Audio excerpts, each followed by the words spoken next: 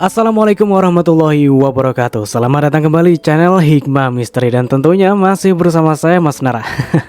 Apa kabar kalian semua? Semoga selalu baik-baik saja, sehat badannya, dilimpahkan rezekinya, dan dihindarkan dari segala mara bahaya. Amin. Di kesempatan kali ini saya akan menceritakan sebuah cerita drama rumah tangga dengan judul Istri Dunguku Menikah Lagi, melanjutkan dari part sebelumnya. Oke, seperti biasa sebelum ke ceritanya, bagi kalian yang belum subscribe channel ini, silahkan bisa subscribe dulu lah, dan aktifkan lonceng notifikasinya agar kalian tidak ketinggalan cerita dari channel Hikmah Misteri yang akan selalu meributkan hati kalian. Dan jangan lupa juga untuk share and like agar Mas Nara lebih semangat lagi untuk menghibur kalian. Oke, terima kasih, and so just try keep up with me. Pantas saja Ratna menolak dan memilih kabur. Ternyata orang aneh tadi calon suaminya. Ih, wajar Ratna menolak ya. Aku saja ngeri melihatnya. Memang dasar orang tua Ratna saja yang mata duitan. Anak gadis cantik begitu kok dipaksa nikah sama orang cebol dan aneh begitu.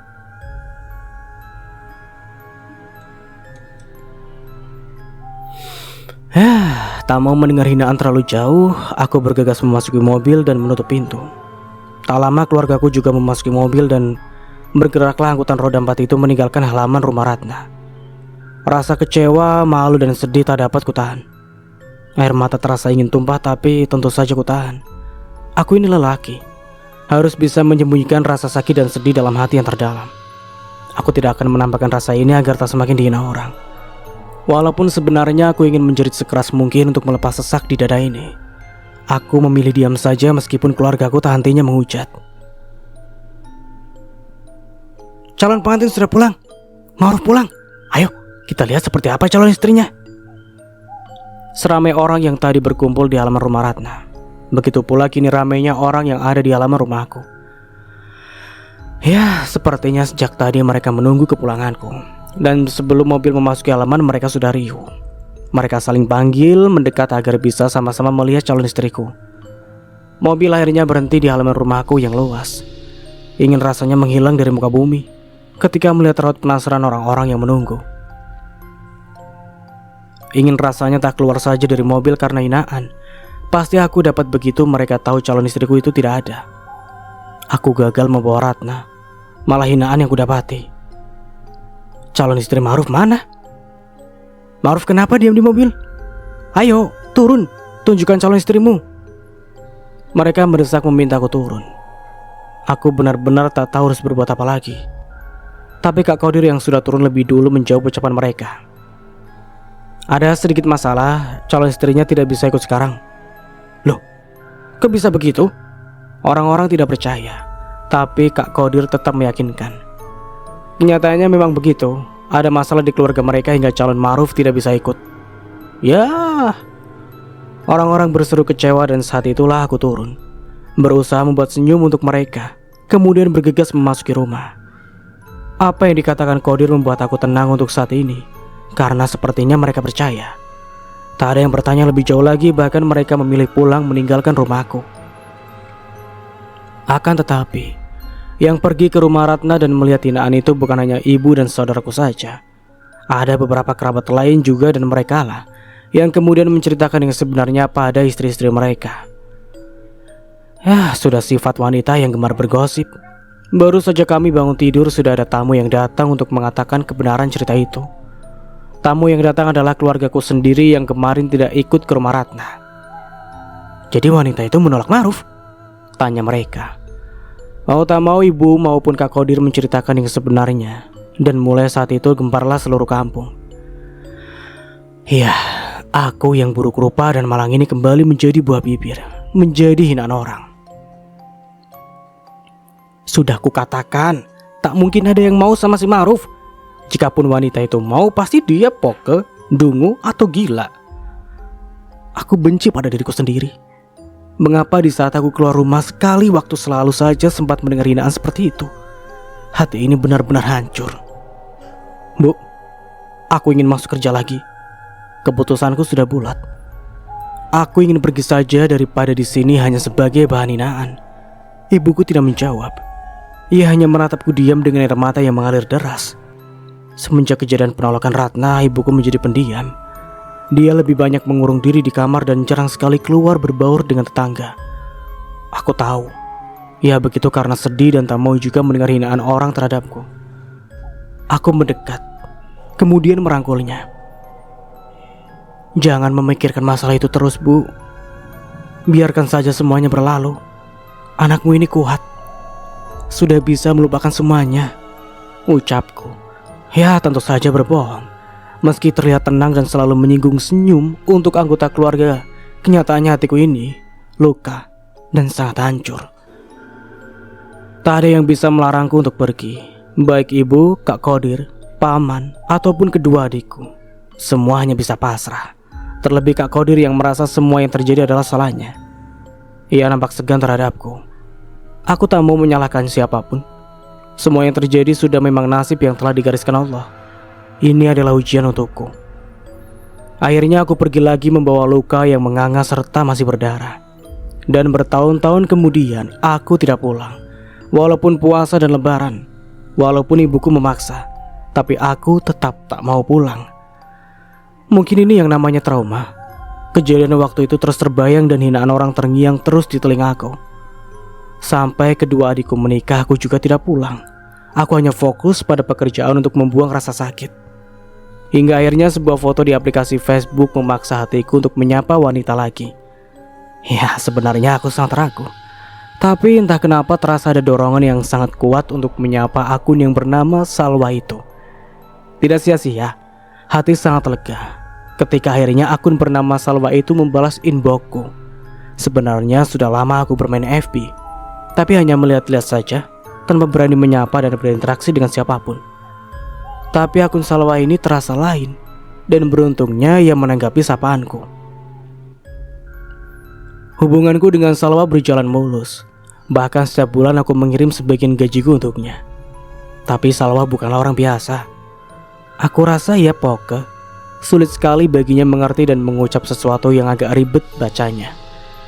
Kecurigaan itu ternyata benar, karena pada akhirnya ia curhat menceritakan semuanya. Akhirnya kami saling bertangisan karena sama-sama menceritakan diri yang menjadi hinaan orang sejak kecil. Aku menerima semuanya.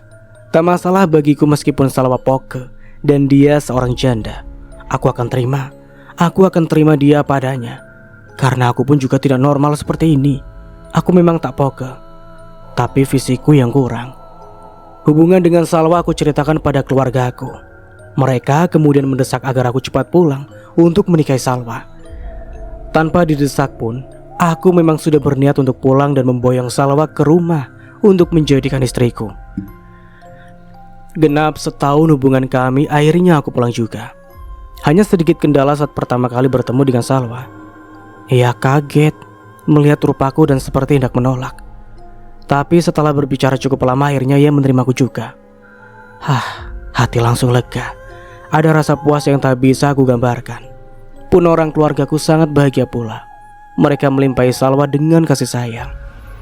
Akan tetapi bencana datang lagi, yang tak pernah aku bayangkan secuil pun terjadi. Dan ternyata Salwa masih bersuami. Aku syok, hampir pingsan rasanya. Keluargaku juga mengamuk. Bahkan Kodir menampar Salwa. Aku pun ingin melakukan hal yang sama. Tapi aku sadar akan satu hal. Salwa itu dungu. Apa mungkin tak bisa membedakan baik dan buruk juga? Entahlah. Aku cegah keluargaku menghukum Salwa dan meminta wanita itu memasuki kamar. Kemudian aku ceritakan pada keluargaku seperti apa Salwa itu yang sebenarnya. Usai bercerita, anggota keluargaku berubah menjadi kasihan. Ibuku menangis. Bahkan Kak Halimah buru-buru ke kamar untuk mencari Salwa. Salwa tidak ada di kamar. Salwa kabur. Tiba-tiba saja Halimah kembali dan mengatakan Salwa kabur. Kami semua langsung kaget dan bergegas mencari istri orang itu. Cari di luar rumah, atau mungkin sedang di kamar mandi. Semua sudut rumah telah kami telusuri, berikut di bagian luar juga. Tapi Salwa tidak ada. Calon istriku itu benar-benar menghilang. Sepertinya ia memang kabur. Berita tentang hilangnya Salwa menyebar dengan cepat. Keluarga dan tetangga datang juga membantu mencarinya. Terlepas dari segala ucapan dan hinaan, tetap saja mereka membantu bila ada masalah seperti ini. Kami mencari Salwa dengan berpencar. Tapi semuanya hanya mencari di sekitar jalan saja. Hingga akhirnya ada seorang lelaki yang masih warga kampung ini mengatakan melihat cahaya senter di tengah sawah. "Tadi aku melihat cahaya senter di tengah sawah, Mudir. Coba lihat ke sana, di sawah belakang rumahmu." Lelaki tua itu sepertinya sudah melihat air sawah. Itu sebabnya ia melihat keberadaan Salwa. Kami menuruti arahan bapak itu. Dengan cepat kami menuju sawah di belakang rumahku. Tapi tak ada pun seorang di sana. Hingga akhirnya ketika nyala senter besar yang kubawa mengarah ke gubuk kecil di tengah sawahku itu, nampaklah seseorang di sana. "Salwa," lirihku. Hati yakin jika orang yang tengah meringkuk di gubuk sawah itu adalah orang yang sedang aku cari. "Kak, sepertinya Salwa di gubuk itu," seruku pada Kak Kodir. "Mari kita lihat." Serempak kami menuju gubuk itu dan benar, memang Salwa yang ada di sana. Yang membuat air mataku meleleh lagi ketika aku temui wanita malang itu dalam keadaan menggigil sambil menggerutu tidak jelas. "Salwa?" Aku memanggilnya dengan pelan. Ia tak merespon. "Salwa?" Seruku lebih keras dan akhirnya ia mendengar dan langsung bangkit dengan secepatnya. "Aku tidak mau pulang. Aku tidak mau semakin dihina. Ma'ruf, kasihanilah aku. Biarkan aku tetap di sini. Biarkan aku menjadi pembantumu saja. Aku tidak mau pulang. Mereka akan semakin menghina bila aku kembali. Aku tidak mau pulang." Salwa meraung. Ia menolak pulang karena takut dihina. Apa yang ia takutkan ada benarnya juga. Orang-orang yang ikut membantu menanggapi ucapannya itu dengan hujatan. "Makanya pikir dulu pakai otakmu sebelum melakukan ini." "Iya, sekarang baru menyesal. Dasar bodoh seperti orang dungu saja sih." Memang tidak banyak yang tahu tentang Salwa yang poke. Hanya beberapa orang saja. Itu sebabnya mereka berkata begitu. "Sudah, tidak perlu dihujat lagi. Sebaiknya kita pulang dan bawa Salwa sekalian. Kita bicara di rumah saja," tegas Paman Idris. Tanpa penolakan yang berarti, Salwa akhirnya kembali ke rumahku. Begitu tiba, ia kembali meraung di depan ibuku. Aku tidak mau pulang. Aku tidak mau menjadi istri Muiz lagi. Dia itu pelit. Ibunya juga selalu memerintahin itu. Aku tidak mau menjadi istri Muiz. Biarkan aku tetap di sini. Biarkan aku berkubur di kampung ini saja."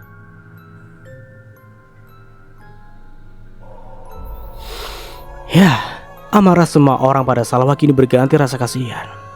Ucapan Salwa yang ingin berkubur di kampung ini membuat beberapa orang meneteskan air mata, termasuk ibuku. Ucapan Salwa terdengar begitu tulus. Aku merasa memang semua itu keluar dari hatinya yang paling dalam. "Jadi, apa kau benar-benar ingin tinggal di kampung ini?" tanya ibuku. Salwa mengangguk. "Iya," lirihnya.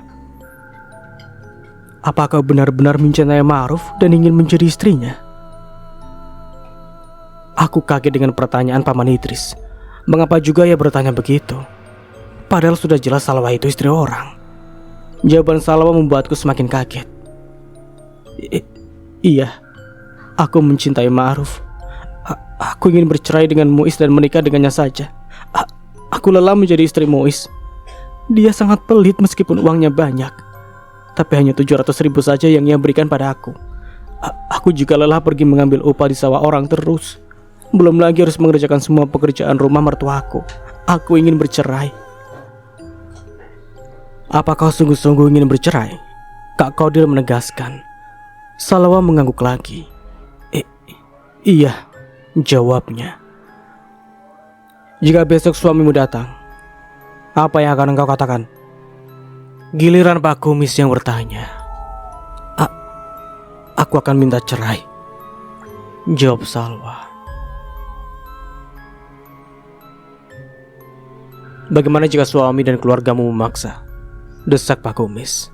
"Aku tidak mau pulang. Lebih baik kabur daripada kembali menjadi istri Muiz." Salwa terlihat sungguh-sungguh dengan ucapannya. "Jadi, kau benar-benar serius ingin menjadi istri anakku dan bercerai dari suamimu?" tanya ibuku lagi. Iya," kembali Salwa menjawab. "Jika begitu, baiklah, ucap Paman Idris. Ucapanmu ini akan kami pegang. Kami akan lihat kesungguhanmu besok pagi. Aku tidak bohong. Aku memang sungguh-sungguh ingin menjadi istri Ma'ruf dan bercerai dengan Muiz. Salwa menegaskan lagi. Baiklah. Anggap saja masalah ini telah selesai. Daripada dia nekat melakukan yang tidak semestinya, kita terima saja dia menjadi calon istri Ma'ruf lagi. Sekarang kita bubar. Tak perlu gelisah dan panik lagi. Besok juga hadapi mereka dengan tenang. Biarkan Salwa yang mengurus masalahnya sendiri. Kita hanya perlu mendampinginya saja. Antara ragu tapi lega. Begitu yang kini aku rasakan. Tapi aku menuruti ucapan Paman Idris. Sebaiknya ikut tenang saja. Sebelum keluar dari pintu rumahku, Paman Idris juga menambahkan, Ruf, berusahalah untuk tenang. Bila memang Salwa jodohmu, maka jalannya akan mudah. Iya Paman. Aku menjawab terbata, berusaha memahami ucapan Paman. Semua berlalu seperti mimpi. Pada akhirnya Salwa benar-benar bercerai dan tetap tinggal di sini menjadi calon istriku. Butuh waktu yang tidak sedikit untukku menghalalkan Salwa. Aku perlu menunggu masa idahnya dulu. Aku tak bisa menggambarkan rasa hati. Merasa bersalah tapi lega. Aku juga tidak menduga Salwa tetap memilihku, padahal suaminya tampan. Oke, kita beralih ke sudut pandang Ibu Muiz. Mana Salwa? Aku berseru lantang. Menyebab kerumunan orang yang sedari tadi memang menunggu kepulangan rombongan Muiz. Kok Salwa tidak ada? Gumam Hilda yang juga ada di dekatku. Him, Is, mana Salwa? Aku berteriak pada Rohim dan juga Muiz yang belum bisa masuk rumah karena terhalang orang banyak dan menanyakan hal serupa. Namun dua anakku itu enggan menjawab. Mereka tetap diam dengan raut kesal, membuat perasaanku tidak enak. Setelah Rohim, Muiz dan semua orang yang tadi ikut bersamanya tiba di dalam rumah, barulah Rohim bicara. Salwa tidak ikut. Muiz menceraikannya. Aku melonjak kaget mendengar ucapan Rohim. Bukankah Muiz sudah membawa uang untuk menebus Salwa? Tapi kenapa ia malah menceraikannya? Bukankah sejak kemarin ia menolak bercerai? Tapi mengapa kini justru semua itu terjadi? Is, kenapa kau menceraikan Salwa? Bukankah dia yang mau? Salwa yang meminta cerai dan lebih memilih lelaki cebol itu. Rohim memutus ucapanku. Ia menjawab dengan kesalnya. Lelaki cebol? Sarah yang baru saja masuk langsung bicara. Memang lebih pantas Salwa dicerai. Untuk apa juga wanita gatal dan dungu seperti itu dipertahankan? Kayak tidak ada wanita lain saja, omelnya. Benar, jika saja dari awal Muiz mau menceraikan wanita dungu itu, kita tidak akan dipermalukan, saut Pak Thohir. Kalian dipermalukan? Gumamku. Siapa yang mempermalukan kalian? Tanyaku lirih. Tentu saja wanita dungu itu. Di depan semua orang dia menolak Muiz. Bahkan tak mau menatap suaminya sama sekali. Dengan entengnya ia mengatakan ingin menjadi istri Ma'ruf dan bercerai dengan Muiz. Dasar wanita gatal, Pak Thohir menjawab sengit. Baru kali ini aku melihat kepala dusun bernama Thohir ini begitu marah sampai berkata kasar pula. Semalu itukah mereka karena Salwa hingga jadi seperti ini? Tak sampai di situ, gumam Rohim. Kenapa lagi? Tanya Sarah dengan tidak sabaran. Dia juga menjelek-jelekan ibu dan dirimu di depan semua orang, jawab Rohim. Kurang ajar, berani-beraninya dungu gatal itu menjelek-jelekan aku. Lihat bu, lihat menantu yang selama ini ibu bela. Dia lari bersama lelaki lain, meninggalkan suami dan anak. Sudah itu menjelek-jelekan ibu di depan orang banyak pula. Apa yang aku katakan dulu terbukti. Berlebihan ibu menyayangi Salwa dan membuang diriku. Dan kini malah yang ibu sayang itu membuat malu, Sarah berucap dengan bengisnya. Aku diam tak menggubris ucapannya. Sebenarnya aku tidaklah terlalu sayang pada Salwa seperti yang dituduhkan. Aku baik dan membela wanita pokok itu karena dia patuh dan tak pernah macam-macam kepadaku. Awalnya aku juga kaget ketika Muiz mengatakan tertarik pada Salwa, karena aku dan semua orang tahu bahwa Salwa itu dungu. Kamu yakin ingin menikahi Salwa? Tanyaku pada Muiz waktu itu. Memangnya kenapa? Bukankah dia gadis baik-baik? Jawab Muiz. Dia terlihat serius. Apa kau tidak tahu jika dia poke? Tanyaku lagi. Aku tidak mempermasalahkan semua itu. Aku yakin ya begitu karena keadaannya yang sulit. Bukankah ibu juga yang memintaku menikahi wanita yang lugu, yang tidak keras dan congkak seperti Sarah? Ibu memang memintamu begitu, tapi bukan dengan wanita dungu juga. Memang, aku selalu menasihati Muiz agar tidak memilih istri hanya melihat dari fisiknya saja, tapi dari sifat juga. Aku trauma bermenantukan wanita cantik tapi keras, arogan, tak mau mengalah dan congkak terhadap orang tua. Tapi aku mencintai Salwa dengan tulus. Aku yakin ia juga akan cocok dengan ibu. Dia wanita yang baik dan penurut. Mendengar Muiz mengatakan Salwa wanita penurut, saat itulah restuku berikan. Aku langsung setuju, bahkan ingin secepatnya mereka menikah. Apa yang dikatakan Muiz terbukti. Karena setelah Salwa menjadi menantuku, aku bisa berleha-leha. Tidak lelah lagi dengan semua pekerjaan rumah. Bahkan Salwa juga membantuku menyiapkan makan dan minum suamiku yang lumpuh. Meskipun tetap aku yang menyuapi ayah dari Muiz itu. Salwa mudah diatur, termasuk masalah keuangan juga. Ia menerima saja tanpa terlalu banyak protes. Dia hanya menggerutu tidak jelas, tapi tidak pernah aku pedulikan semua itu. Dia juga tetap rajin mengambil upah di sawah orang. Sama seperti saat ia masih gadis dulu. Ia tak pernah mendebatku, apalagi membentak seperti Sarah. Dia selalu menuruti semua perintahku. Agar Salwa tetap baik dan penurut, aku juga selalu berlaku baik kepadanya. Tak pernah berkata kasar, selalu halus lembut dan tak pernah sekalipun mengatainya dungu. Karena aku tahu, ia tak suka dipanggil begitu. Aku merasa senang punya menantu seperti Salwa. Meskipun semua orang selalu menghina, tapi ia bisa diandalkan. Tapi kini apa yang terjadi seperti kata Sarah, Salwa mempermalukan keluarga kami. Ia melempar kotoran ke wajah kami. Air mataku tumpah melihat bagaimana raut wajah anakku. Muiz terlihat begitu hancur. Bagaimana tidak, karena ia benar-benar tulus mencintai wanita dungu itu. Muiz pasti merasa kehilangan. Sama denganku yang kehilangan orang yang selalu membantuku juga. Sekarang apa yang harus kita lakukan? Bagaimana dengan Tari? Ucapan Hida membuatku tersentak. Benar. Bagaimana dengan cucuku itu? Gadis kecil itu masih berada di rumah ibunya si dungu itu. Kita harus ke sana mengambil Tari. Aku tidak sudi cucuku tinggal bersama keluarga tak tahu diri seperti itu. Sentakku kemudian. Amarah tiba-tiba meluap ketika mengingat begitu teganya si dungu itu meninggalkan Tari demi lelaki lain. Benar, kita harus mengambil Tari. Jika tak mau sifatnya sama seperti ibunya. Sarah menyahut sengit. Baru kali ini ia kompak denganku. Dasar keluarga gatal tidak tahu malu, sambung Sarah. Maaf. Aku sampai lupa dengan keberadaan Paman Salwa di sini.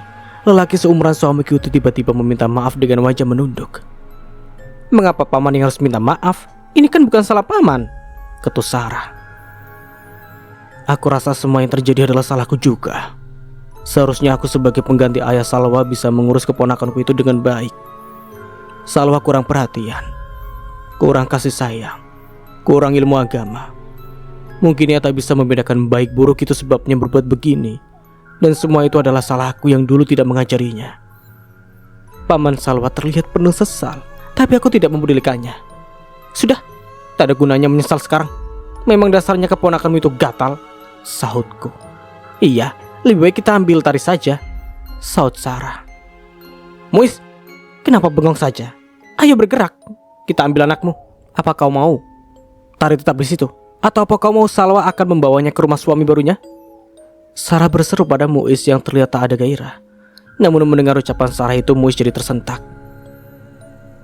Anakku yang malang itu langsung bangkit. Ayo, kita pergi ambil Tari. Aku tidak mau anakku dibawa ke rumah si Ma'ruf itu, tegasnya. Baru saja kami bergerak hendak pergi ke rumah orang tua Salwa, Muiz tiba-tiba menahan. Tapi siapa yang akan merawat Tari? Sementara ibu sibuk mengurus ayah dan aku juga akan pergi merantau lagi. Mendengar ucapan Muiz, kami semua diam dan saling pandang. Benar, siapa yang akan merawat Tari? Memangnya kamu akan langsung pergi? Tanya Sarah pada Muiz. Iya, pekerjaan menungguku. Juga aku hanya izin cuti, bukan pulang dan tak pergi lagi. Muiz melirih. Sebagai ibu aku tahu bukan itu alasannya. Ia ingin cepat pergi pasti karena malu dan ingin membuang sakit hati. Tapi kau tidak bisa pergi begitu saja meninggalkan anakmu. Pada siapa kau akan menitip anakmu itu? Kau harus tetap tinggal untuk merawatnya. Seruan Sarah membuat Muiz diam. Aku yakin ia pasti dilema. Aku kasihan melihatnya. Untuk itu segera saja aku putuskan untuk merawat Tari. Meskipun harus mengurus suamiku juga tak apa. Anggap saja semua itu bentuk penebusan salahku padanya. Karena aku juga Salwa tidak betah di sini dan memilih minggat bersama lelaki lain. Aku lebih suka kelelahan mengurus Tari dan suamiku daripada harus membicarakan cucuku itu tinggal di rumah Ibu Salwa. Aku tidak sudi membiarkan wanita dungu itu bertemu dengan cucuku lagi. Dia telah begitu tega meninggalkan anaknya yang masih kecil demi nafsunya untuk menikah lagi. Benar-benar binal. Tak apa, Is, kau kembali saja bekerja. Biar ibu yang merawat Tari, ucapku akhirnya. Tapi Muiz ingin protes, tapi mendadak Kiki memotong ucapannya. Biar aku yang membantu nenek mengurus Tari. Cucuku yang sudah gadis remaja itu menyahut lirih sambil menunduk. Entahlah, aku merasa seperti ada yang ia sembunyikan. Akan tetapi ucapannya itu ditentang oleh ibunya. Sembarangan saja, ketus Sarah. Kau sekolah, mana bisa mengurus Tari? Sekolahmu akan terganggu bila melakukan itu. Ibu tidak setuju, sinisnya. Bila Sarah tidak setuju, biar aku yang bolak-balik membantu ibu mengurus Tari, saut Hida kemudian. Dari awal aku sudah yakin pada akhirnya dia yang akan membantuku. Anakku yang penurut itu tidak akan mungkin tega melihat Tari terlantar. Tenangkan hati kakak dan pergilah menurut Rizky lagi. Aku dan ibu yang akan mengurus Tari, ucap Hida lagi. Terima kasih, lirih Muiz. Jika begitu kita berangkat sekarang, ujarnya lagi. Akhirnya kami berangkat menuju kampung sebelah, ke rumah orang tua Salwa untuk mengambil Tari. Sepanjang perjalanan orang-orang menonton dan bergunjing, serta ada juga yang bertanya dengan terang-terangan. Mana Salwa? Apa tidak jadi dibawa pulang? Dia tidak pulang. Muiz menceraikannya. Untuk apa mempertahankan wanita dungu dan gatal seperti itu? Selalu saja Sarah yang menjawab pertanyaan orang. Dia terlihat begitu puas mengatai Salwa seperti itu. Tapi memang kenyataannya juga si Salwa itu gatal. Nah, itulah yang terbaik. Semua orang juga tidak setuju ketika Muiz pergi untuk menjemput, bahkan ingin menebusnya. Semua orang menganggap Muiz gila. Iya, kami bilang seperti tak ada wanita lain saja. Wanita dungu dan jalang seperti itu kok dipertahankan. Ya, bersyukurlah hati Muiz terbuka, mau membuang wanita perusak kampung itu. Ternyata semua orang membela Muiz. Sepanjang perjalanan tak satu kata pun terdengar pembelaan terhadap Salwa. Mantan menantu itu menjadi cacian orang. Ia terus dihina dan dikatai sesuka hati. Perempuan gatal, jalang yang tidak puas dengan satu laki-laki. Dia menjual diri. Dia melakukan semua itu demi uang. Memalukan, menjijikan. Mengingat kepatuhan Salwa dulu, hatiku tak enak ketika ia dihina dengan berlebihan dan dengan kata-kata kotor juga. Tapi mengingat caranya yang telah minggat dan mempermalukan anak dan keluargaku, aku berusaha suka dengan segala hinaan orang terhadapnya. Apa yang ia tanam, maka itu pula yang ia panen. Orang-orang yang di sepanjang jalan mencaci Salwa tak diam tinggal di tempat mereka. Hampir semuanya ikut berjalan bersama rombongan kami yang hendak pergi ke rumah Ibu Salwa. Karena memang tidak jauh, akhirnya kami tiba dengan cepat. Dan ketika melihat kami, warga kampung Salwa juga berbondong datang menghampiri. Kembali Salwa dihujat ketika pertanyaan mereka tentang mantan menantuku itu terjawab. Berjamaah mereka mengatai Salwa sesuka hati. Aku lebih banyak diam. Yang mencoba dan selalu berkoar sejak tadi hanyalah Sarah. Meskipun Rohim selalu menegur istrinya itu, tapi Sarah tetap saja melakukannya. Sementara anakku Muiz hanya diam. Ia seperti tak ada gairah hidup setelah pulang tadi. Kasihan sekali dia. Mana Tari? Tanpa salam dan basa-basi sedikit pun Sarah melengking di depan rumah Ibu Salwa. Rumah dari anyaman bambu itu tertutup rapat. Tak nampak pergerakan apapun dari dalam sana. Ibu Salwa, cepat keluar. Kami datang untuk menjemput Tari. Kembali Sarah melengking. Kok sepi? Apa dia kabur juga seperti anaknya? Tetangga Salwa bergumam. Sepertinya dia malu menampakkan diri. Dari kemarin pintu rumahnya selalu tertutup. Dia tidak pernah keluar, sahut yang lain.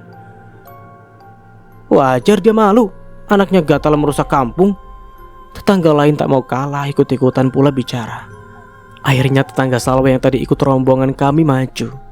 Biar aku yang mau manggilnya, serunya kemudian.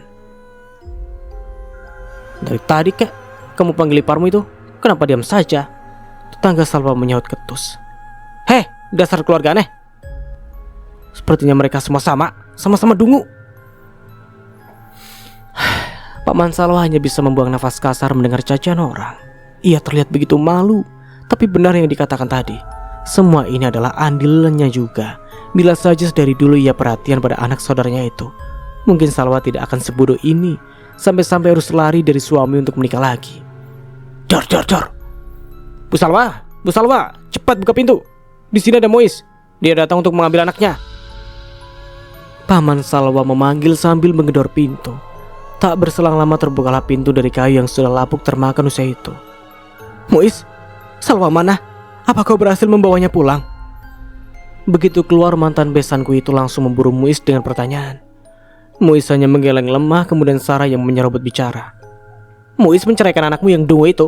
Mana ada lelaki yang sudi mempertahankan wanita gatal seperti dia? Salwa, kau membuat malu saja. Ibu Salwa melirih, air matanya tak henti mengalir. Jika saja kau bisa mengurus anakmu dengan baik, semua ini tidak akan terjadi. Gerutuku, kesal rasanya. Merasa Ibu Salwa ini juga sama saja dengan Salwa. Atau mungkin mereka bersekongkolan dan sekarang cuma berpura-pura saja sedih seperti ini. Benar, jika mereka tidak sekongkol, mana mungkin Salwa bisa pergi semudah itu. Atau kau bersekongkol dengan anakmu itu? Tuduhku kemudian. Ibu Salwa terperanjat. Sumpah demi Allah, aku tidak melakukan itu. Aku tidak pernah sekongkol. Tega sekali besan menuduhku seperti itu. Ibu Salwa menyangkal dengan cepat. Air matanya semakin tumpah ruah saja. Iya, jangan-jangan mereka bersekongkol. Orang-orang mulai saling bisik. Kok aku juga baru sadar sekarang? Ini sangat mungkin terjadi. Kalian sekongkol karena lelaki itu memberi uang. Pasti selalu memberi bibi uang yang dikirim oleh lelaki itu kan? Sarah tak mau ketinggalan.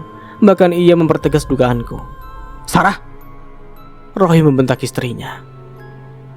Tidak perlu banyak bicara. Kita kesini untuk menjemput Tari saja, ujarnya. Ibu juga, kenapa harus menuduh yang tidak-tidak? Muiz ikut menggerutu. Tapi ada benarnya mereka sekongkol. Sarah tetap tegas, terlebih ketika tetangga Salwa membawanya. Benar, akhir-akhir ini aku lihat Ibu Salwa ini sering belanja banyak. Dari mana dia mendapatkan uang jika bukan dari uang haram pemberian selingkuhan anaknya itu? Uang itu dari kiriman Muiz, bukan dari selingkuhan Salwa. Ibu Salwa menyangkal cepat udah tetangganya. Dari kiriman Muiz? Gumamku. Iya, Salwa bilang Muiz mengirim banyak. Itu sebabnya selalu memberiku 400 sampai 500 ribu setiap bulannya. Aku kaget mendengar penuturan Ibu Salwa. Ternyata pintar juga wanita dungu itu berbohong. Kau telah dibodohi anakmu. Muiz memang mengirim banyak, tapi jatah untuknya hanya 700 ribu. Jika setiap bulan kau diberikan 500 ribu, lalu dia belanja dengan apa? Tentu saja dia belanja dengan uang haram selingkuhannya. Tetangga Salwa tadi menjawab sengit. Akan tetapi ucapan jujurku tadi mengundang bisik-bisik yang tidak enak didengar. Lah, Muiz mengirim banyak, tapi kenapa jatah Salwa cuma 700 ribu sih? Apa uang segitu cukup untuk biaya sebulan bersama seorang balita pula? Belum harga popok dan ini itu. Wah, mana cukup 700 ribu untuk sebulan karena ada anak? Aneh sekali sih. Kiriman banyak tapi kok untuk istri hanya sedikit? Pantas Salwa kabur mencari lelaki lain. Ternyata ini alasannya. Mertuanya yang kendalikan uang. Mertua dan suaminya pelit. Tapi tidak begitu juga. Masa gara-gara uang Uangnya kurang lantas membenarkan suatu perselingkuhan? Menjijikan sekali. Benar, setauku Muiz begitu karena ingin membangun rumah. Ah, dasar Salwa saja yang gatal sekongkol dengan ibunya untuk selingkuh dan dapat uang. Dasar orang miskin yang dungu. Ada yang membela Salwa tapi lebih banyak yang menghujatnya. Aku sudah merasa panik karena ucapan orang yang tadi memojokkanku. Tapi akhirnya mereka diam karena lebih banyak yang tidak setuju dan tetap menyalahkan Salwa. Aku memang salah. Salwa memang salah. Tapi aku tidak pernah sekongkol. Aku memang miskin dan bodoh, tapi tidak mungkin berbuat sehina itu. Tak puas jugakah kalian menghinaku dari kemarin? Tak lelahkah kalian mencaci keluargaku ini? Ibu Salwa menanggapi hinaan orang dengan tangis dan ucapan lirih. Kasihan juga aku melihatnya. Kamu dan anakmu memang salah, jadi sudah sepantasnya dicaci. Ada saja yang kemudian menjawabnya dengan sinis. Masih syukur kau tidak diusir karena kesalahanmu yang tidak becus mengurus anak. Benar, mengapa tidak diusir saja? Anaknya sudah merusak kampung, mencoreng-moreng nama kampung kita. Benar, usir saja dia. Biarkan dia ikut ke tempat suami baru anaknya yang dungu itu. Usir saja, usir saja. Diam, diam. Di tengah kericuhan semua orang yang menginginkan Ibu Salwa diusir, Muiz malah berteriak melerai mereka. Cukup, jangan membuat kericuhan dan menghakimi orang seperti ini lagi. Anakku yang malang itu berseru dan berhasil membuat mereka diam. Aku saja yang sebagai korban sudah bisa menerima. Lalu mengapa kalian yang tak tahu apa-apa malah berlebihan seperti ini? Muiz membuat semua orang bungkam. Kami datang untuk mengambil Tari, bukan untuk menghakimi Ibu Salwa. Jika memang dia bersekongkol dengan anaknya, biarkan saja. Biar Allah yang membalas semua itu. Aku tidak pernah sekongkol. Ibu Salwa melirih membalas ucapan Muiz. Sudah, tak perlu diperpanjang lagi. Kemarikan Tari biar kami membawanya pulang, tegas Muiz. Ibu Salwa terlihat begitu segan pada anakku atau mantan menantunya itu. Mungkin dia merasa sangat bersalah. Rani, bawa Tari keluar, seru mantan besanku itu kemudian. Beberapa saat keluar Rani sambil membimbing Tari. Tari, Muiz berseru sambil melangkah cepat menyongsong anaknya. Tapi sepertinya hati Tari sedang tidak baik. Ia sedang rewel, mungkin efek dari kepergian ibunya juga. Cucuku itu tidak mau pada Muiz. Dia berpaling dan menangis. Karena ia menolak Muiz, aku pun maju untuk menggendongnya. Tapi padaku juga dia tidak mau. Sarah juga maju untuk membujuk. Aku rasa ia cuma cari muka saja. Karena selama ini ia tidak pernah dekat dengan anak kecil itu. Dan tentu saja Tari semakin menangis kejar. Saat kami bingung karena Tari tidak mau dibawa, majulah Kiki. Cucuku yang tidak pernah bicara sedari berangkat tadi mendekati Tari. Anehnya Tari langsung pasrah dan mau pada Tari. Anak kecil itu malah memeluk Kiki dengan masih senggukan. Kiki juga mendekap adik sepupunya itu. Malah aku melihat air matanya berlinang. Maafkan kakak ya. Kiki melirik sangat pelan, tapi bisa ku dengar meski samar. Apa maksudnya meminta maaf pada Tari? Salah apa dia pada anak kecil itu? Aku dibuat bingung, tapi aku tidak menanyakan apa-apa karena banyak orang. Setelah Tari cukup tenang, barulah kami pulang dan Kiki tetap menggendong Tari sampai rumah. Terasa memulai hidup baru ketika Salwa benar-benar tak di sini lagi. Terlebih saat Muiz juga terpaksa pergi lagi ke tempat kerjanya di rantau sana. Meskipun Hida dan Kiki rutin membantuku mengurus Tari, tapi tetap saja kepayahan, mungkin karena sudah cukup lama hidup manja, karena semuanya dikerjakan oleh Salwa. Saat hari belum terlalu terang, aku sudah ke sawah untuk memetik sayur. Sawah milik suami yang digarap oleh Rohim ini memang selalu ditanami sayur mayur. Jadi baik aku maupun Sarah tak pernah membeli sayur, cukup membeli ikan atau tahu tempe saja. Saat pulang dari sawah, aku berpapasan dengan Ibu Ram. Wanita seumuranku itu aslinya dari kampung sebelah, tapi pindah ke kampung ini sudah beberapa tahun.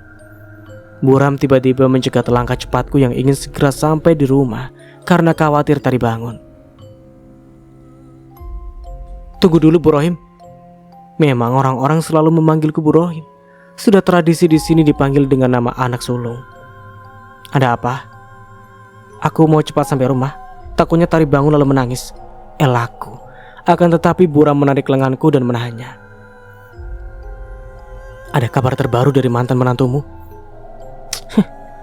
Aku mencebik mendengar penuturan burung.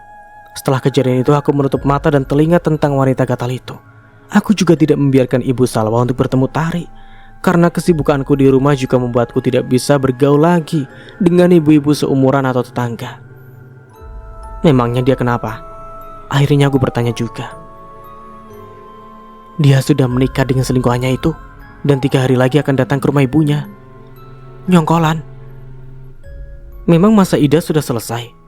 Tanyaku lagi, merasa baru kemarin saja dia kabur. Ih, ini kan sudah 3 bulan lebih. Hah? Secepat itukah waktu 3 bulan? Lirikku. Ya sudah, biarkan saja dia menikah. Aku tidak ada urusan lagi dengannya, dan tidak mau juga mendengar apapun tentangnya. Aku sudah bergerak ingin melanjutkan langkah untuk pulang, tapi lagi-lagi Buram menahan. Tunggu dulu, tegasnya. Ada apa lagi? Aku bertanya ketus. Amarahku naik begitu mendengar wanita gatal itu disebut. Kau tidak mau bertanya berapa mas kawin Salwa? Tanya Buram sambil menahan lenganku. Apa peduliku? Jawabku sinis. 100 gram perhiasan emas. Aku terbelalak juga mendengar berat emas yang disebut Buram. Apa benar sebanyak itu? Tanyaku akhirnya. Buram mengangguk. Paman Salwa sendiri yang mengatakan itu padaku. Dan asal kau tahu ya, dialah satu-satunya yang hadir di pernikahan Salwa. Tak ada yang mau pergi. Bahkan Ibu Salwa pun masih marah dan tidak setuju sampai sekarang. Aku diam, masih kaget dengan jumlah mas kawin Salwa. Apa yang ia dapatkan dari suaminya yang sekarang sangat jauh berbeda dengan yang ia dapati dari Muiz dulu. Muiz hanya memberi seperangkat pakaian sholat. Bahkan Salwa tidak meminta apa-apa lagi. Suami baru Salwa juga mengirim 20 juta untuk uang sumbangan. Tapi Ibu Salwa menolak.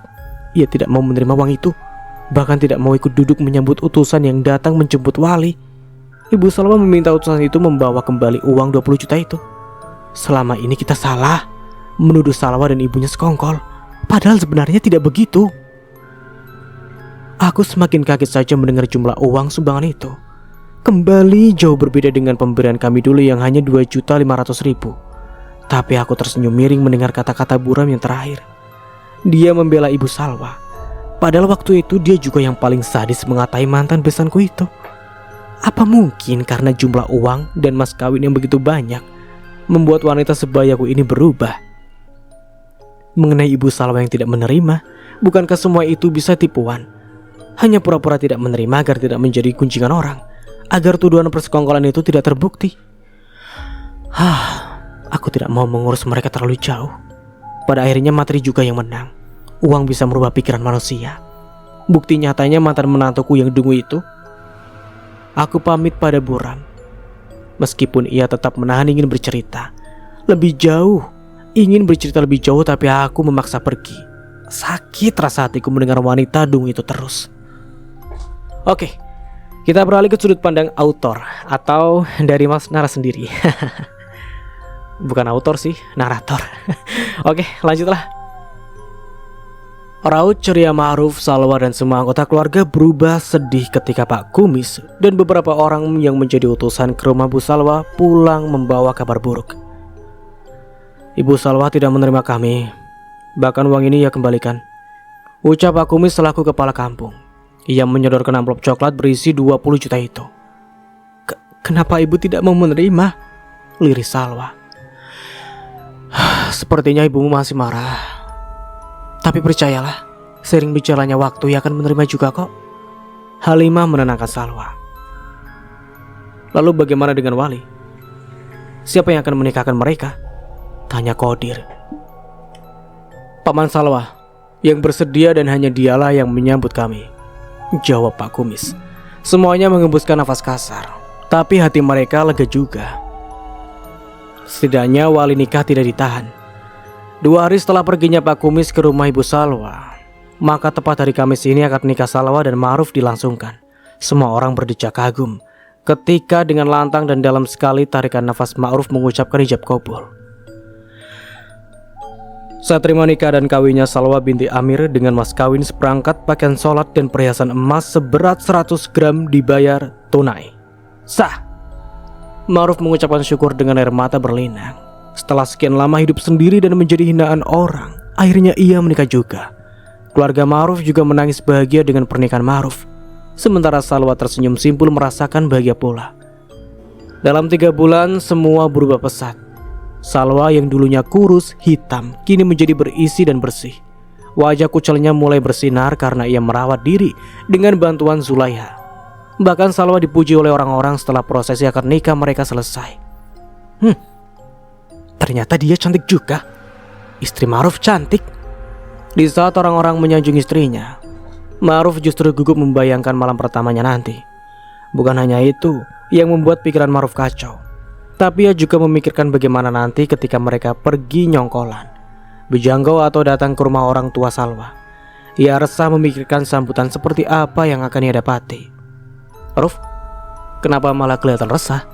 tegur Qadir yang sedari tadi memperhatikan raut wajah adiknya itu. "Iya, aku memikirkan keluarga Salwa. Entah sambutan apa yang nanti mereka berikan. Aku khawatir." Ma'ruf menjawab jujur. Sudah, jangan memikirkan yang tidak-tidak. Lebih baik fokus saja pada malam pertamamu nanti." Qadir malah menggoda adiknya itu. Malam pertama Salwa dan Ma'ruf berjalan lancar tanpa kendala. Mereka melakukan malam pertama di rumah megah Ma'ruf, hingga akhirnya hari di mana mereka akan pergi ke rumah orang tua Salwa pun tiba. "Kenapa tidak jadi membawa gendang?" protes Pak Kumis. "Tidak perlu, kita ke sana dengan biasa-biasa saja," ujar Ma'ruf. Sebenarnya keluarga Ma'ruf menginginkan acara menjenguk atau nyongkolan diadakan dengan mewah dan meriah, menggunakan iring-iringan pemuda-pemudi berpakaian adat dan gendang. Tapi Ma'ruf menolak. Ia tidak mau mencolok karena pada akhirnya akan menjadi hinaan juga. Dengan membawa begitu banyak kue dan buah-buahan, akhirnya Ma'ruf dan semua keluarga juga tetangga berangkat ke kampung Salwa. Iring-iringan mobil mereka melaju dengan cukup kencang mengingat tempat tujuan yang cukup jauh. Perjalanan panjang mereka lalui. Namun apa yang terjadi setelah sampai di kampung Salwa membuat Ma'ruf dan keluarganya menangis. Tak seorang pun yang menyambut mereka. Bahkan fisik Ma'ruf mereka hina. "Jadi seperti ini suami baru Salwa? Ya ampun, benar-benar pasangan yang sempurna. Suami cebol dan buruk rupa serta istri dungu." Suami Salwa dungu, kayak alien ya.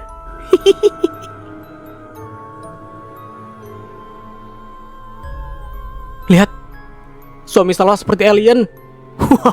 Maklumlah, orang dungu sudah bagus-bagus punya suami tampan seperti Muiz, malah ia tukar dengan orang cebol bermuka monster. Bibir suami si dungu kok jeber memble ya kayak gitu. Ma'ruf memejamkan mata mendengar hinaan hampir dari semua orang. Apa yang ia khawatirkan kini terjadi. Sambutan yang benar-benar menyakitkan ia terima. Sabar.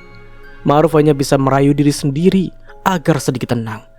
Ketika hampir tiba di rumah Salwa, seorang wanita berteriak dengan begitu kencangnya, "Hei, Salwa dungu, seperti itu rupa lelaki yang pilih, hingga sampai meninggalkan suami dan anakmu yang masih kecil. Kau buta, kau benar-benar dungu. Anakmu sampai nangis kejar saat kau tinggalkan. Apa kau tak punya rasa kasihan sedikit pun terhadapnya?" Hati Ma'ruf semakin teriris mendengar seruan itu.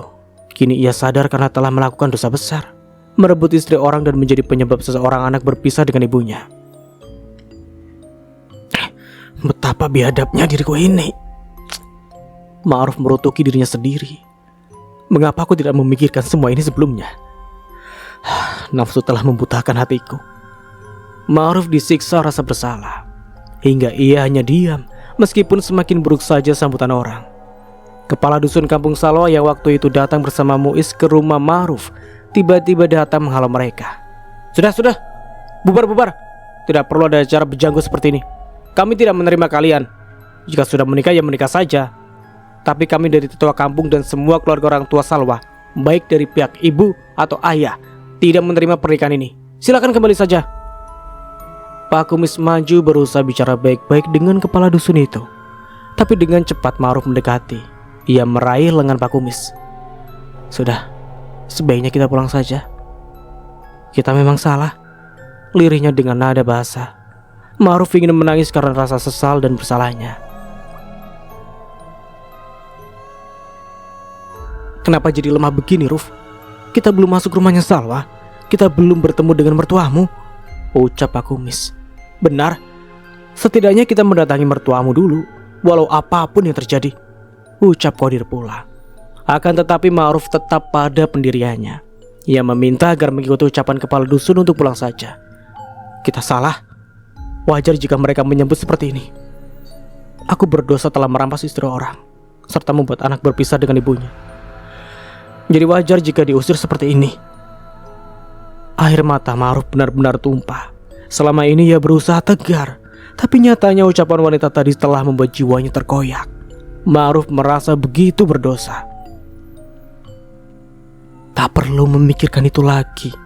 Semuanya sudah terlanjur terjadi. Ibu Ma'ruf menambahkan sambil menepuk sedih pundak anaknya. Pak Kumis menatap Ma'ruf dengan mata berlinang juga. Meski seorang lelaki, ia sedih dan teramat kasihan dengan lelaki yang masih kerabatnya itu. Ia tahu betul bagaimana kehidupan Ma'ruf yang tak pernah beruntung dari dulu. Kini setelah mendapat jodoh pun harus dengan cara salah dan kembali menjadi hinaan orang. Saking rasa sedih dan simpatinya, Pak Kumis sampai memohon pada kepala kampung Salwa agar mereka diperbolehkan masuk dan bertemu dengan Ibu Salwa. Saya mohon dengan sangat, biarkan Ma'ruf dan Salwa masuk untuk bertemu dengan ibunya, walau sebentar saja. Setelah itu kami semua akan pulang, pintanya. Kepala kampung Salwa juga menjadi kasihan melihat raut sedih Ma'ruf. Dengan ragu ia akhirnya mengangguk. Pak Kumis, Ma'ruf dan semuanya sangat bersyukur. Mereka sangat lega. Namun kelegaan itu hanya sekejap mata. Karena saat Salwa mengetuk pintu, mengucap salam dan memanggil ibunya, malah bentakan yang ia terima. Bu, buka pintunya bu, aku pulang. Rani, tolong buka pintunya, kakak pulang. Pergi dari sini. Aku sudah tidak menganggapmu anak lagi. Anakku hanya Rani. Wanita pembuat malu sepertimu bukan lagi anakku. Dari kecil hingga dewasa kau hanya membuat malu.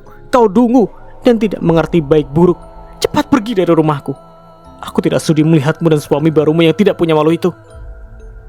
Mengalir deras air mata Salwa mendengar ucapan ibunya. Ibu, aku datang untuk meminta maaf, lirihnya.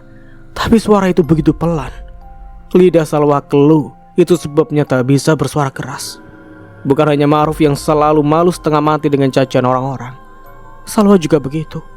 Meskipun ia dungu, tapi tetap saja hatinya bukan batu yang tak bisa merasakan sakit. Ibu. Salwa menangis. Dengan cepat Ibu Ma'ruf datang dan mendekap menantunya itu. Jangan masukkan ke hati. Ibumu sedang marah.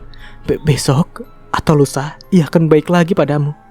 Jangan pernah menyerah untuk meminta maaf. Ya. Dengan tersendat karena menahan isak tangis, Ibu Ma'ruf berusaha menenangkan Salwa.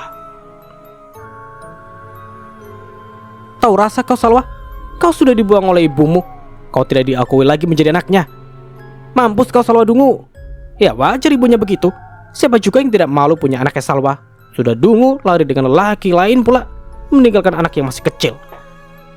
Kembali orang-orang mencaci, membuat Salwa maupun Ma'ruf semakin tak berkutik. Ma'ruf hanya bisa menunduk dalam sementara Salwa menangis dalam pelukan mertuanya. Qadir dan Pak Kumis pun tak bisa berbuat lebih. Kini mereka sama-sama sadar jika membuat kesalahan yang besar. Sebelumnya hati mereka tertutup, tak pernah peduli dengan nasib Tari yang ditinggal Salwa demi Ma'ruf.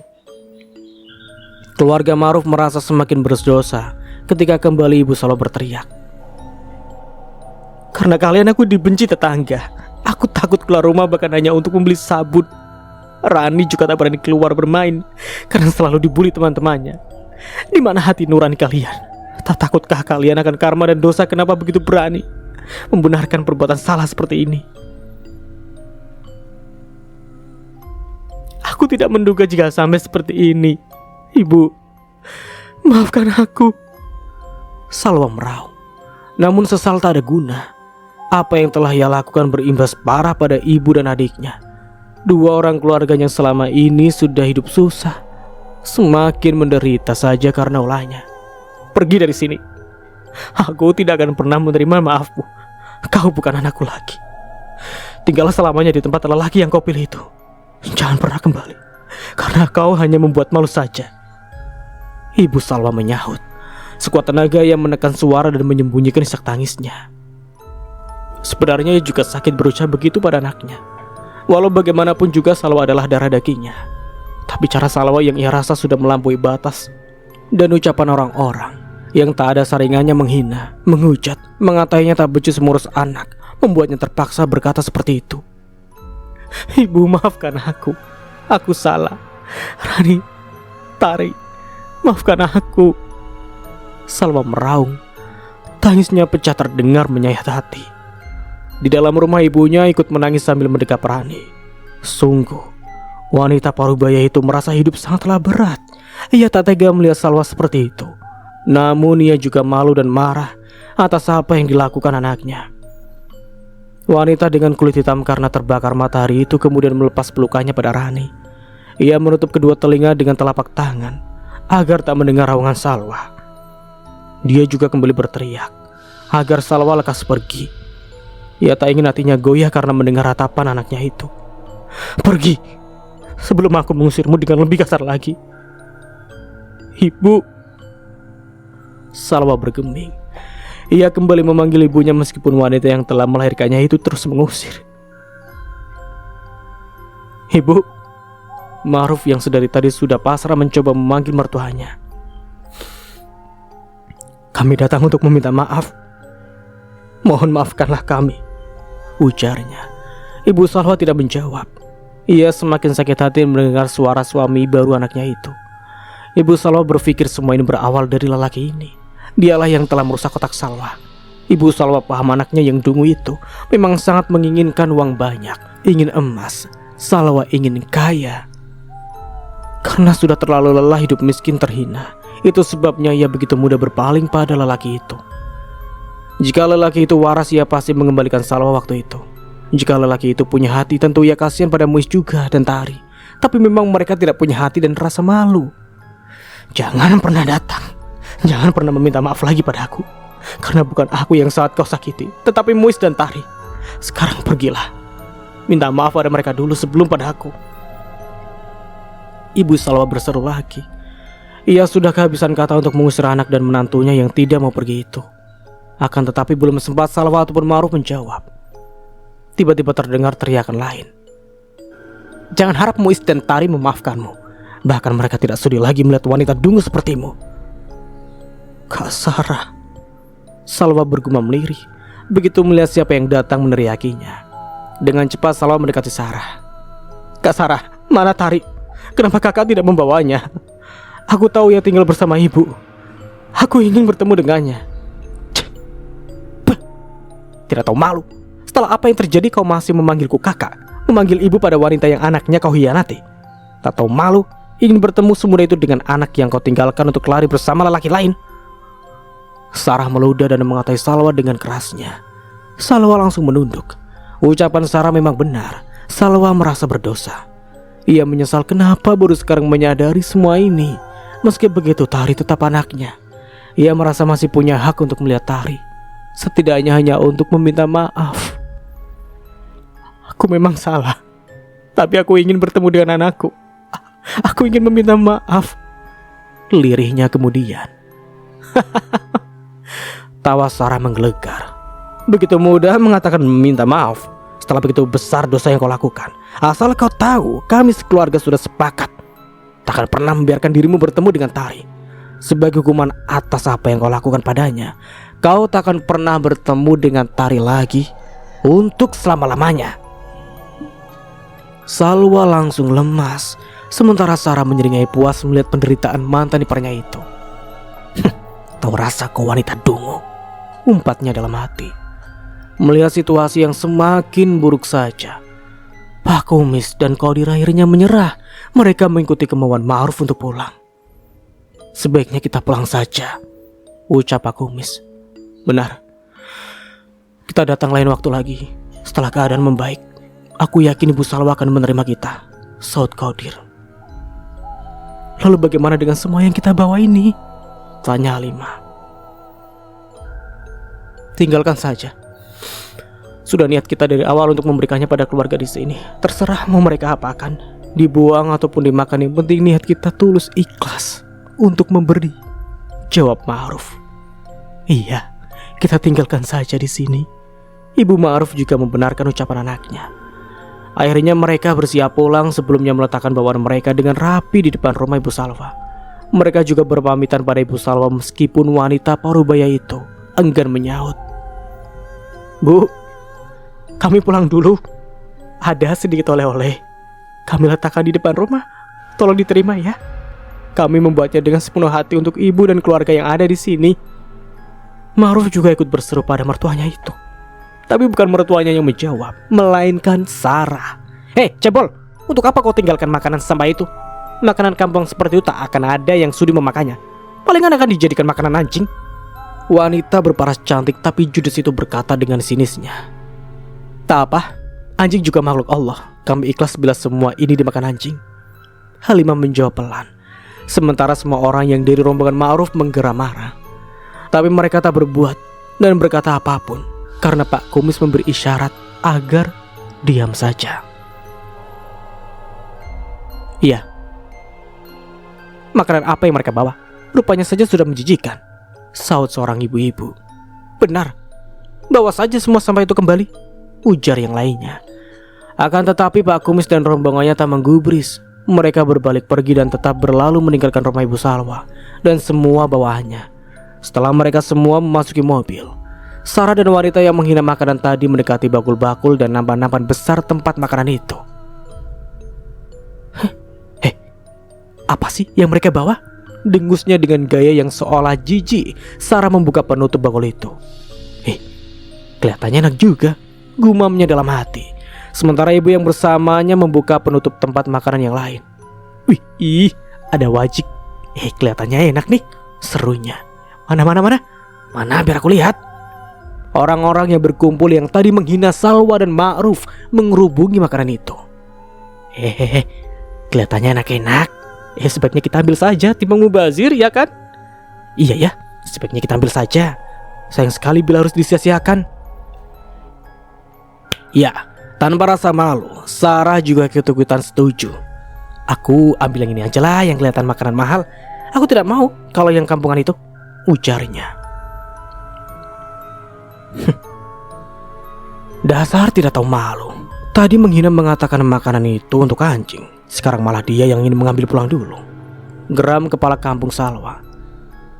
Secara tak sengaja, ia mengatai dirinya anjing. Ucapnya lagi seraya berbalik pergi meninggalkan ibu-ibu yang antusias melihat makanan yang dibawa keluarga Ma'ruf. Sementara itu tetangga Ibu Salwa mulai ribut memanggil yang punya rumah. Ibu Salwa, cepat keluar. Lihatlah, begitu banyak makanan yang dibawa anakmu, ucap mereka. Bukannya bangkit dan pergi keluar. Ibu Salwa justru semakin menangis sedih. Ia semakin terpukul karena tingkah tetangga dan juga mantan ipar anaknya itu. Karena meski tak keluar, ia mendengar semuanya. Dia tahu jika Sarah datang dan mengatai Salwa, tapi kini malah menginginkan makanan yang dibawa anaknya itu. Ambil saja bila kalian mau, serunya kemudian. Tapi kau juga harus mengambil. Mungkin Rani juga mau, ucap tetangga yang sedikit peduli dengannya. Tidak perlu, kalian ambil saja semuanya, tolak Ibu Salwa. Tapi tetangganya itu tak enak hati. Ia mengambil beberapa bakul dan menyisikan untuk Ibu Salwa. Kemudian mereka mengambil makanan itu dengan cara membagi-baginya. Setelah mendapat apa yang ia mau, Sarah akhirnya pulang. Setelah di halaman rumah, mertuanya pun mencegat. Kamu dari mana, Sarah? Apa yang kau bawa itu? Ibu Salwa yang juga tahu hari ini Salwa datang ke rumah ibunya curiga bahwa Sarah sudah ke sana. Aku dari rumah si Dungu itu. Dia datang menjenguk ibunya. Tiba-tiba Sarah terbahak, membuat mertuanya mengerutkan kening. Asal ibu tahu, suami si Dungu itu seperti alien. Dia cebol dan terlihat begitu aneh. Aku rasa mereka pasangan yang serasi. Wanitanya poke dan yang lelaki cebol aneh seperti itu. Ibu, mengapa begitu senang menghina orang? Kiki yang baru saja pulang juga membentak ibunya. Secara diam-diam dia juga pergi melihat Salwa. Sarah melotot. Ia tidak suka dibentak anaknya. Anak kurang ajar, kau berani membentak orang tua, ha? Sinisnya. Habis ibu keterlaluan sih, gerutu Kiki. Gadis manis itu merasa sangat malu dengan perangai ibunya. Dia melihat semuanya.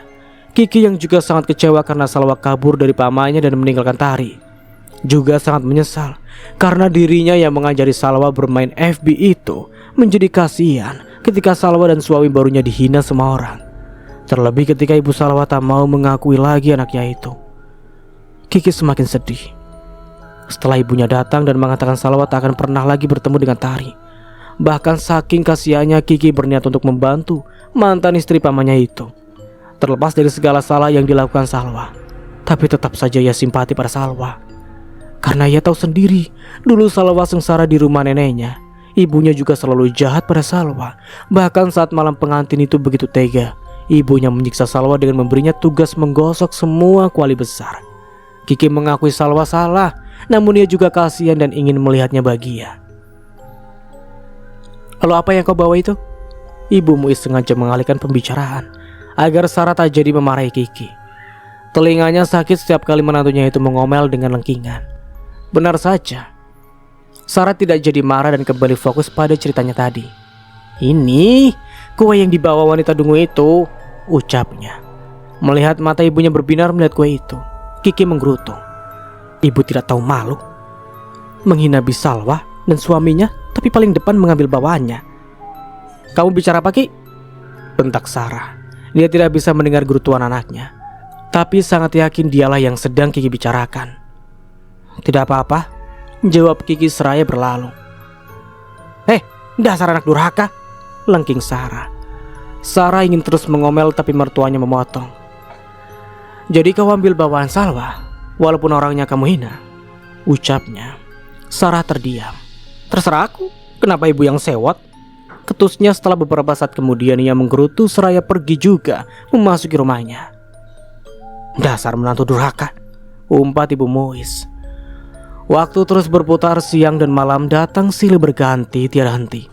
Sebulan sudah setelah hari datangnya Salwa ke rumah ibunya. Selama kurun waktu itu, sudah 4 kali Ma'ruf dan Salwa datang lagi.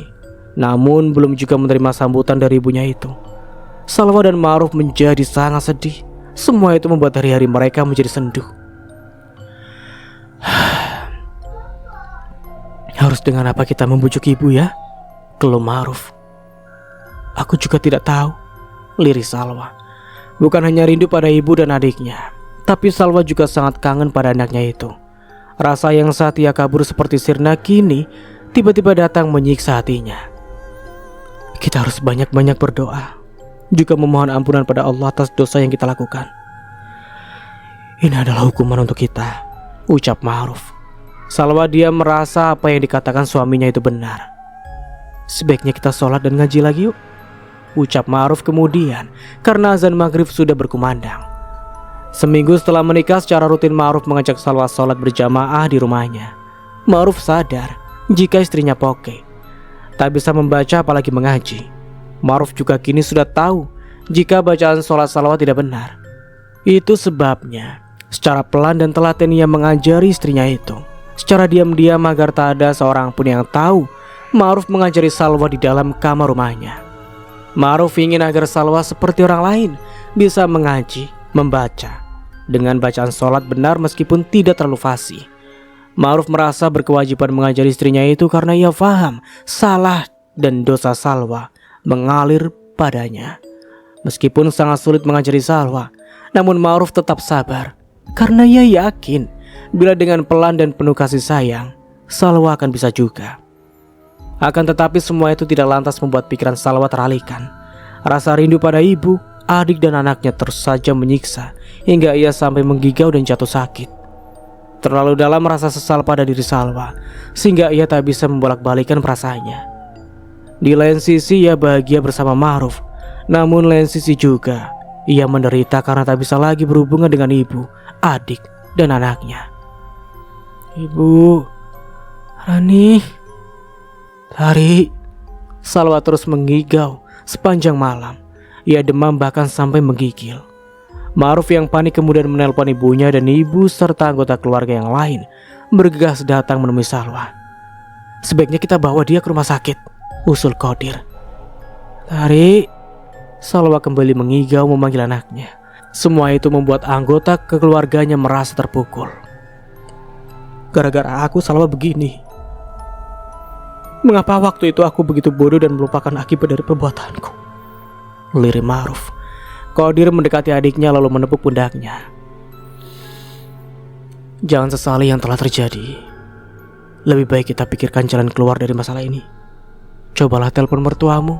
Katakan apa yang terjadi pada Salwa. Ini sudah tengah malam.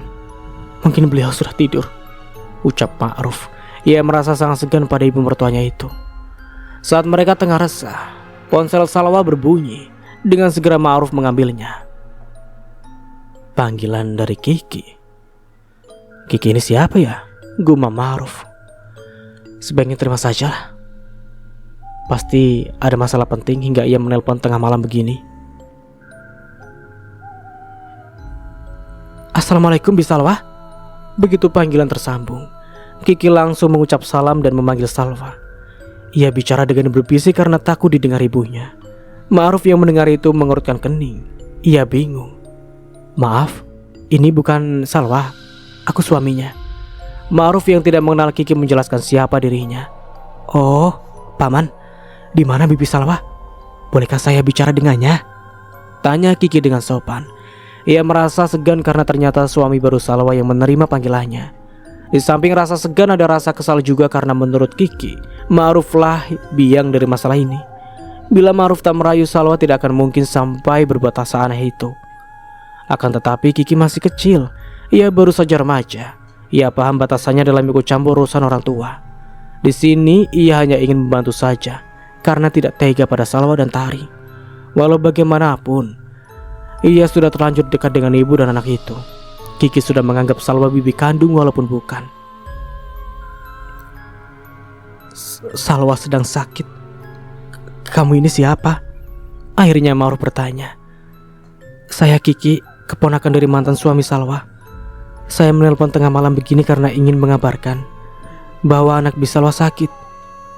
Tari muntaber dan kini sedang di puskesmas. Kiki menjelaskan.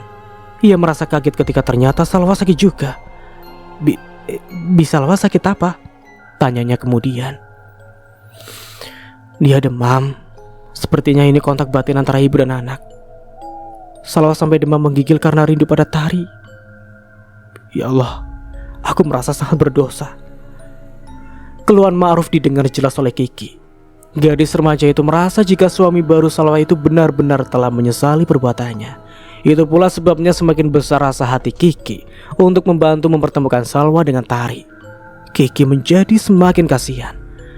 Saya akan mencari cara untuk mempertemukan Bisalwa dan Tari. Tapi tolong obati Bisalwa dulu agar ia lekas sembuh dan barulah ia bisa bertemu dengan Tari. Maaf ya, saya tutup dulu. Assalamualaikum. Buru-buru Tari menutup percakapan karena ibunya datang. Malam ini mereka tidur di puskesmas untuk menunggu Tari. Ada sedikit kelegaan di hati Ma'ruf dan anggota keluarganya begitu mendengar janji Kiki. Meski mereka tidak tahu apakah Kiki serius atau tidak, tapi setidaknya ada sedikit harapan. Bersamaan dengan itu pula Salwa terbangun. Tari, di mana Tari? Salwa langsung menanyakan Tari begitu ia bangun. Tadi dalam bawah sadarnya ia mendengar percakapan Ma'ruf dan mendengar sama ucapan Kiki yang menyebut Tari. Tak mau istrinya semakin sakit. Dengan cepat Ma'ruf menjawab dengan kebohongan. Ia tidak menceritakan perihal Tari yang sedang sakit. Tadi Kiki menelpon, katanya ia bersedia mempertemukanmu dengan Tari, ujar Ma'ruf. Mata Salwa langsung berbinar. Benarkah? Kiki memang sangat baik. Iya ya, mengapa selama ini aku melupakannya? Lirihnya kemudian. Jangankan Kiki, bahkan Tari, Rani, dan ibunya pun Salwa abaikan pada saat ia kabur hingga waktu menunggu idah. Selama 3 bulan itu Salwa seperti tidak peduli masalah yang ia hadapi akibat kabur, kemudian kebahagiaan yang ia dapati dari keluarga Ma'ruf membuat hatinya seolah buta, lupa akan semuanya. Setelah sambutan pahit yang ia terima dan dengar langsung dari ibu dan tetangga kampung halamannya berulah, ia tersadar jika banyak hati yang terluka akibat perbuatannya. Parahnya di samping rasa sesal, ada rasa rindu juga yang begitu kuat, hingga ia sampai sakit karena tak bisa bertemu dengan orang terdekatnya itu. Ayo, minum obat dulu, agar kau lekas sembuh dan bisa bertemu dengan Tari. Ma'ruf menggunakan kesempatan itu untuk membujuk Salwa minum obat, dan tanpa penolakan Salwa pun melakukannya. Malam yang kelam telah berubah terang. Secara berangsur keadaan Salwa membaik. Pun Tari yang sedang dirawat di puskesmas juga membaik. Ma'ruf sangat bersyukur melihat Salwa yang tidak demam lagi. Sementara keluarga Muiz juga bersyukur karena Tari juga sudah baikan. Katakan pada Muiz, jika Tari sudah baikan, pinta Ibu Muiz pada Hida yang kini sudah datang menggantikan Kiki dan Sarah yang semalam menginap. Baik, Hida menjawab, kemudian langsung menghubungi saudaranya itu. Bagaimana keadaan Tari? Begitu panggilan tersambung, Muiz langsung menanyakan Tari. Dia yang semalaman dikabari tentang anaknya yang sakit, tak bisa tidur hingga pagi. Alhamdulillah, Tari sudah baikan, jawab Hida.